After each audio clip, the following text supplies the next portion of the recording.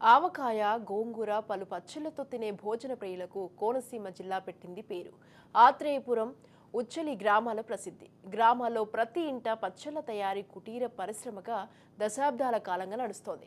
వేసవి సీజన్ వచ్చిందంటే ప్రతి ఇంట పచ్చళ్లు తయారు చేసే సందడి ఈ గ్రామాల్లో కనిపిస్తోంది. ఇక్కడి నుంచి పచ్చళ్లు తెలుగు రాష్ట్రాలతో పాటు ఇతర రాష్ట్రాలకు కూడా తీసుకెళ్లి అమ్మకాలు సాగిస్తారు.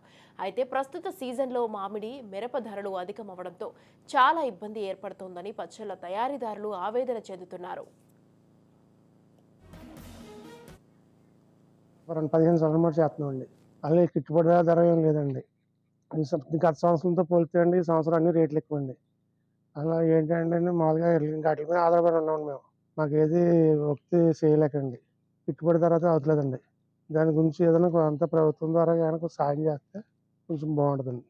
మా ఆవకాయ అండి, నిమ్మకాయ, టమాటా, గోంగూర, అల్లం, వెల్లుల్లిపాయ పచ్చడండి. సంవత్సరానికి మామిడికాయ పట్టుకెళ్ళి పెడతామండి. ఉన్నాయి ఎంతకాలం అంత తయారు చేసిన అప్పుడప్పుడు కొత్త కొత్త తీసుకెళ్తానమాట.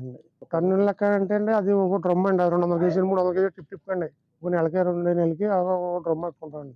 నిమ్మకాయ అయితే ఒక 3 డ్రమ్లు పెడతామండి నెలకి.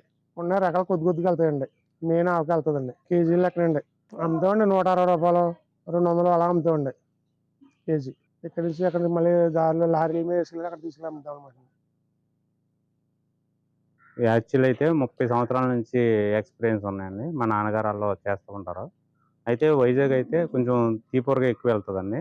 మాకు తీపూరగా ప్రాసెస్ ఎక్కువ ఉంటది. ఒక్క వైజాగ్ ఒకటైతే తీపూరగా ఉంటుంది. ప్రాసెస్ ఎక్కువ ఉండదు. అంటే బెల్లం, ఉప్పు కలిపి ఏసి చేసి దానికి చింది కన్నా అయి ఎండబెడతాం. ప్రాసెస్ ఎక్కువ. హార్డ్ ప్రాసెస్ ఎక్కువది. రాబడి తక్కువ, ప్రాసెస్ ఎక్కువ.